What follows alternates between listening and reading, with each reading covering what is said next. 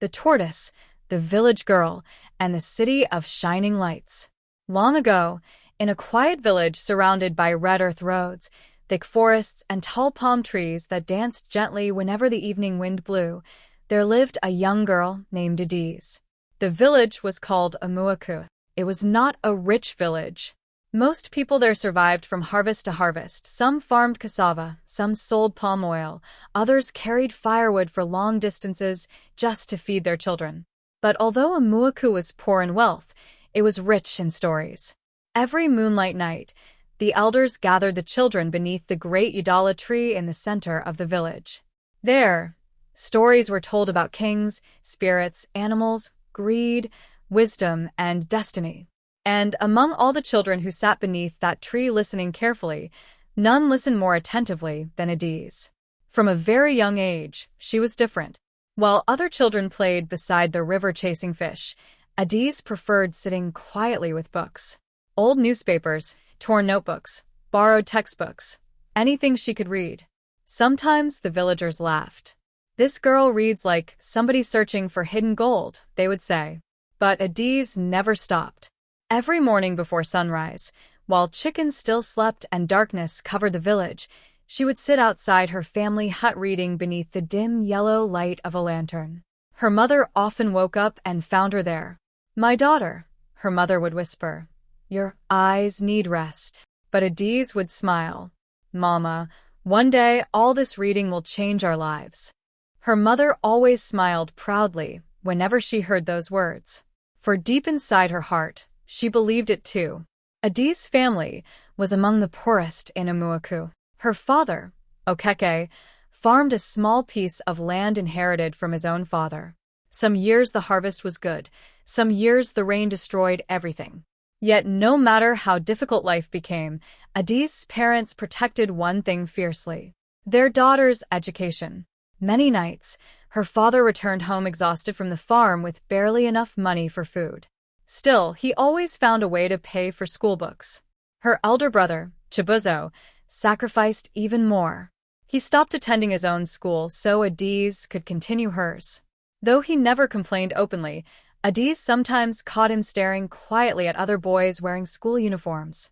Whenever she noticed, guilt entered her heart. One evening, after supper, Adaeze sat beside her brother outside the hut. The moon was bright. Crickets sang loudly from the bushes. "Brother," she said softly, "I am sorry you had to stop school because of me." Chibuzo laughed gently. "Who told you that?" "Everybody knows." He looked toward the stars. "Listen carefully, Adaeze. In every family, one person sometimes walks ahead first so others can follow later. If you succeed, we all succeed." Those words stayed in Adaeze's heart for many years. Now children. In that same village lived an old tortoise named Mbeku. Mbeku was unlike ordinary tortoises. People said he had lived longer than most men in Umuaku. Some believed he understood the language of spirits. Others claimed he once traveled beyond 7 kingdoms. But everybody agreed on one thing: Mbeku possessed great wisdom. Whenever young people prepared to leave the village for distant lands, the elders always sent them first to speak with the tortoise. For Mbeku understood something many humans often forgot. He understood the dangers hidden inside ambition. One hot afternoon, news spread across Umuaku like wildfire. Adaeze had received a scholarship to study medicine in a faraway country beyond the great waters. The entire village celebrated. Women danced joyfully. Drummers filled the air with music. Children followed Adaeze proudly through the village roads. Even old men who rarely smiled nodded with pride whenever her name was mentioned. "Our daughter will become a great doctor," they said. But behind the celebration hid painful sacrifice. The scholarship covered only part of the journey. The remaining money seemed impossible. For many nights, Adaeze's parents discussed the problem in whispers after everyone slept. One night, Adaeze overheard her father speaking quietly. "Maybe we should forget this dream." He sighed heavily. "The money is too much." Her mother shook her head immediately. "No. This child was born for something bigger than this village." The next morning, her father sold part of the family farmland. Her mother sold the jewelry she had protected since her wedding day. Chibuzo traveled to a nearby town and began carrying cement at construction sites. Little by little, the money came together. Adaeze watched all this with tears hidden inside her heart. She understood something clearly. Her success no longer belonged only to her. It belonged to everybody who sacrificed for her. The night before her departure, the elders gathered beneath the Udala tree. A small fire burned in the center. The village children sat quietly around it while Mbeka the tortoise slowly stepped forward. His old shell reflected the firelight. He looked carefully at Adaeze for a long moment before speaking. "My daughter," he began slowly, "when a river leaves its source, it meets many waters before reaching the ocean. Some waters cleanse, others poison." The children listened silently. Mbeka continued, "The world beyond this village is beautiful, but beauty without wisdom destroys many travelers." Adaeze bowed respectfully. "I understand, Papa Mbeka." But the tortoise shook his head gently. No. "You only think you do." The fire crackled softly. Then Mbeka leaned closer. "Never forget who you are because of people who make you feel small. A hungry heart can follow dangerous paths, searching for acceptance." Those words settled over the gathering like mist. Later that night, Adaeze lay awake beside her mother. Sleep refused to come. The excitement was too great, the fear too heavy. Her mother reached over and touched her hair gently. "Are you afraid?" Adaeze hesitated. "A little." "That is normal," her mother whispered. "Even birds fear the wind the first time they leave the nest." Tears gathered in Adaeze's eyes. "Mama, what if I fail?" Her mother smiled softly. "Then you stand again." The next morning, the entire village escorted Adaeze to the motor park. People hugged her, some prayed, others cried openly. As the bus finally drove away, her mother shouted one final warning. "Do not lose yourself." Adaeze waved confidently. "I never will." But sometimes children. Life tests promises sooner than expected. After many hours of travel, Adaeze boarded the great flying bird humans call an airplane for the very first time. Her heart raced wildly. Everything felt unreal. The lights, the voices, the clouds outside the window. As the plane rose into the sky, Adaeze stared down at the earth growing smaller beneath her. For the first time in her life, the world seemed endless. She imagined her future. A white medical coat, a beautiful hospital, a large house for her parents, a better life for her brother. She smiled quietly. But far ahead, destiny waited silently. When Adaeze finally arrived in the city of shining lights, the cold nearly shocked her spirit from her body. She had never experienced winter before.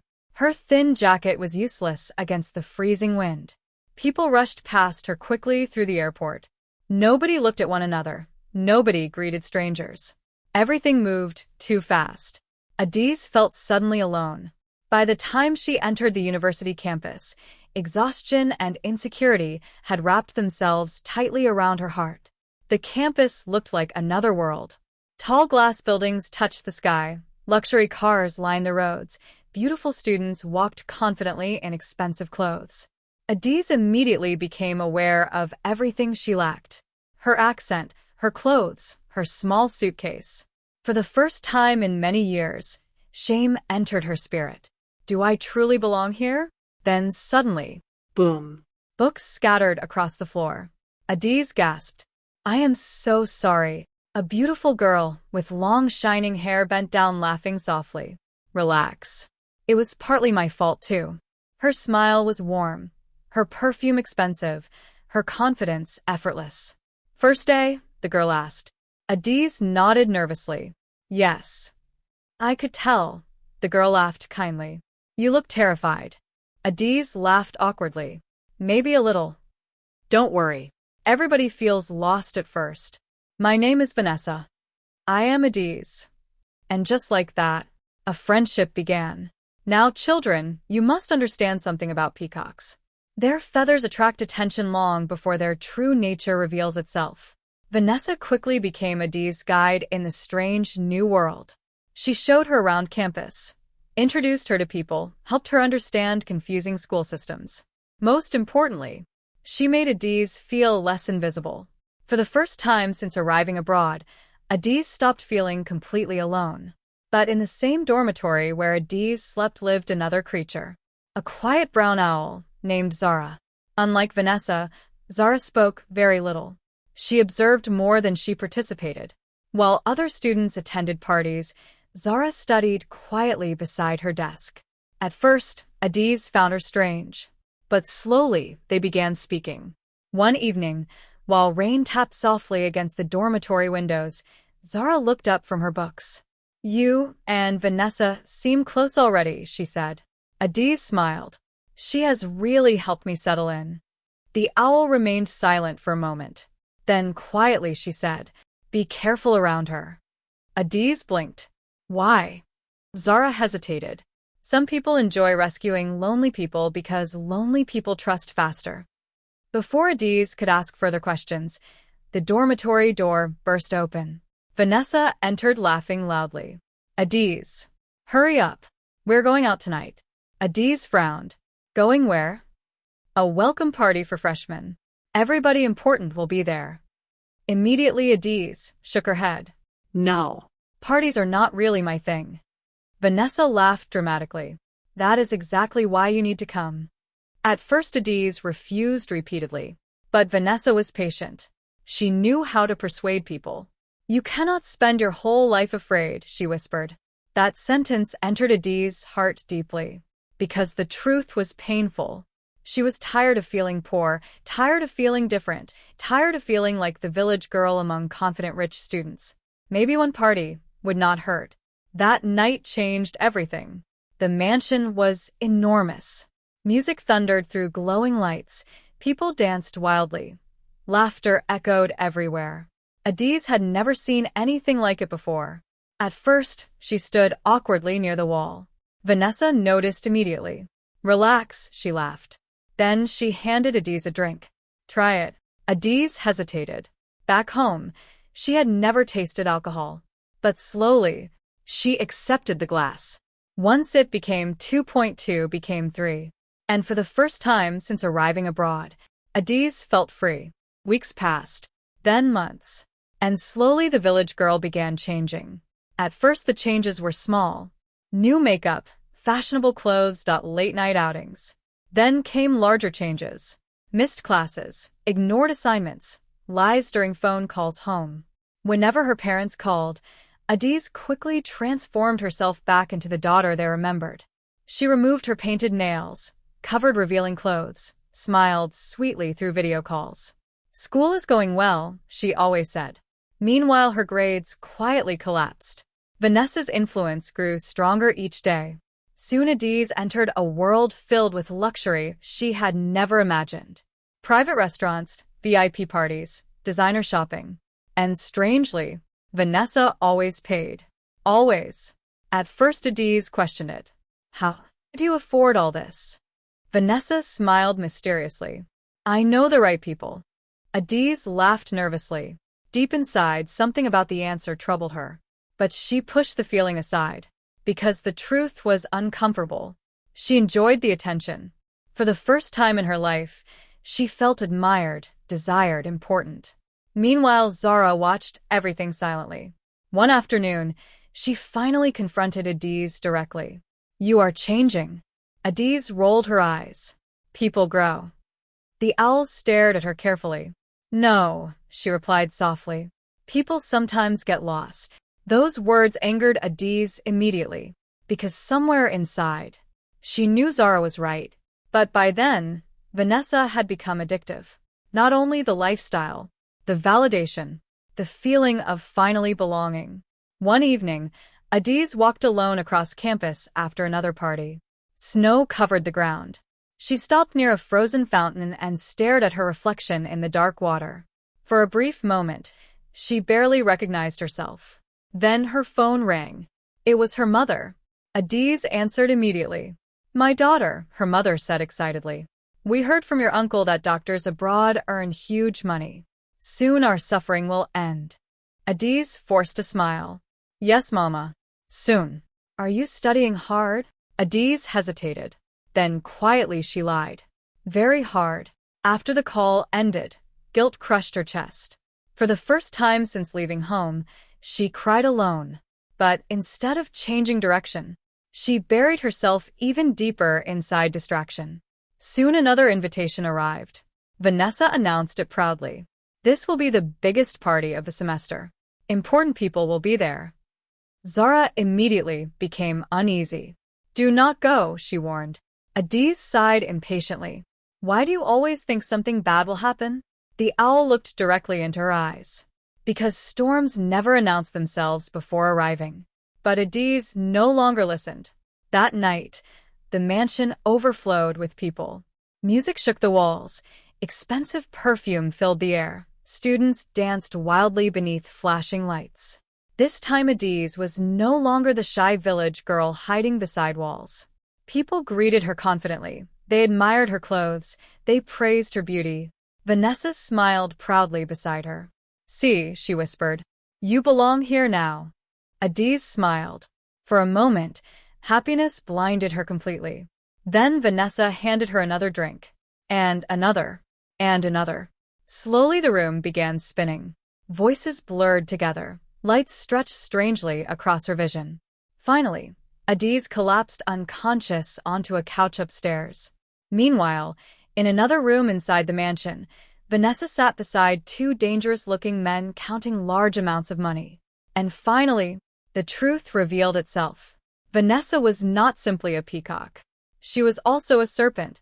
For many months, she had secretly helped dangerous criminals recruit lonely international students into fraud and drug operations. That was where her wealth came from. That was why she targeted insecure newcomers desperate to belong. One of the men suddenly burst into the room, breathing heavily. The king's guards are outside. Panic exploded immediately. People began grabbing bags, destroying evidence, running in every direction. Vanessa cursed loudly. We cannot leave this stuff here. Then suddenly her eyes landed upon Adaeze's handbag lying beside the couch. Slowly, a cold smile appeared on her face.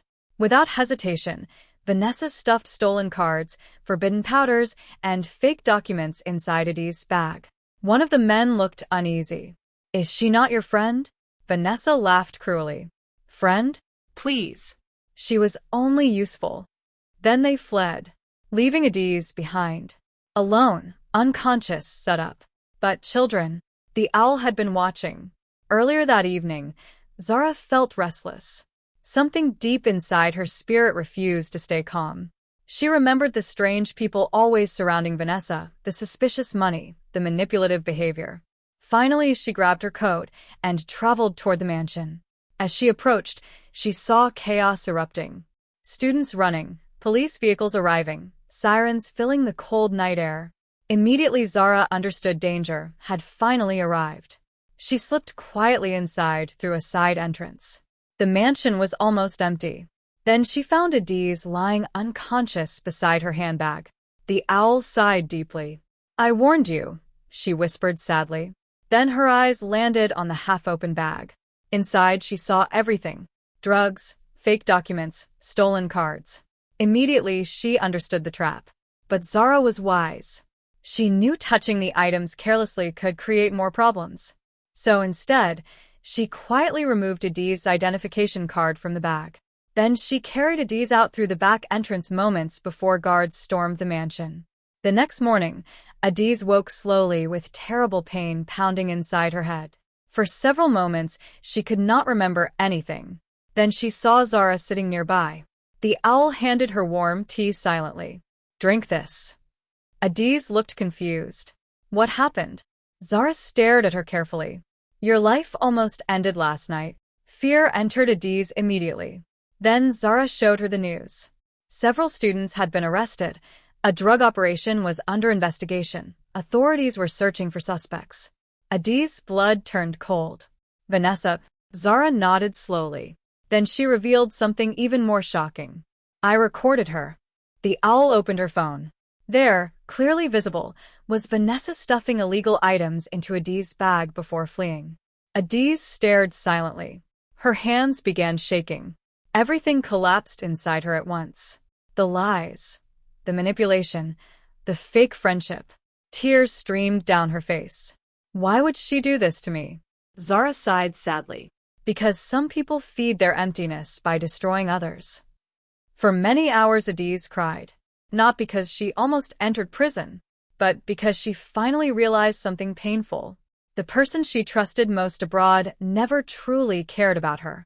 Soon the king's guards arrested Vanessa and several members of her criminal circle. The evidence against them was overwhelming. But even after the danger passed, Adaeze's suffering remained. Her grades had collapsed terribly, her scholarship stood at risk, her spirit felt broken. Worst of all, her parents were beginning to suspect something was wrong. One evening, Adaeze finally gathered enough courage to tell them the truth. Through tears, she confessed everything: the parties, the lies, the near arrest, the academic failure. For a long moment, silence filled the video call. Adaeze could barely breathe. Finally, she whispered, "I have disappointed everybody." Her mother looked quietly at the screen. Then she smiled gently. No child who rises after falling is ever truly defeated. Adaeze broke down completely. At that moment, something changed inside her. For the first time in many months, she stopped running from herself. From that day onward, Adaeze began rebuilding her life slowly. The process was painful. While other students attended parties, she sat in libraries studying late into the night. While others mocked her transformation, she remained focused. Sometimes she cried quietly from exhaustion, sometimes shame still haunted her. But little by little, she healed. And throughout everything, Zara remained beside her. The owl who once seemed cold became her greatest source of strength. Together they studied, walked through snowy evenings, shared stories about loneliness and ambition. One night, Adaeze asked softly, "Why did you still help me after the way I treated you?" Zara smiled gently. Because wisdom means helping people before regret destroys them completely. Years passed. Slowly Adaeze transformed once again. But this time, the change was different. Not toward vanity, not toward emptiness, toward maturity, toward wisdom. Finally, the day arrived when Adaeze stood proudly inside a hospital wearing the white medical coat she once dreamed about beneath the Udala tree. Tears filled her eyes. All the pain suddenly felt meaningful. Later that same year, she graduated officially as Dr. Adaeze Okeke. Her parents watched proudly through a video call. Her father cried openly. Her mother sang songs of thanksgiving. Even Chibuzo smiled like a man whose sacrifice finally bore fruit. Soon afterward, Adaeze returned home to Umuaku. The village welcomed her with celebration greater than before. Drums filled the air, women danced joyfully, children followed her proudly through the roads. But this time, Adaeze returned not only with success. She returned with wisdom. She built a small clinic near the village market. She organized health programs for women and children. She helped poor students apply for scholarships abroad. And every moonlight night beneath the Udala tree, children gathered eagerly to hear her stories. One evening, after telling the children about honesty and friendship, Adaeze noticed someone approaching slowly through the darkness. It was old Mbeka the tortoise. Older now, slower, but still wise. He smiled quietly. "My daughter," he said, "you finally understand." Adaeze bowed respectfully. "Yes, Papa Mbeku." The old tortoise nodded. Then he spoke the lesson every child in Umuaku remembers to this very day. When hunger for belonging becomes too great, even a wise goat may follow a leopard into the forest. The children listened carefully. Mbeku continued, "Never allow shiny things to blind your spirit. Not everybody who smiles at you wishes you well. Some people study loneliness before offering friendship." The fire crackled softly. Night insects sang from the bushes.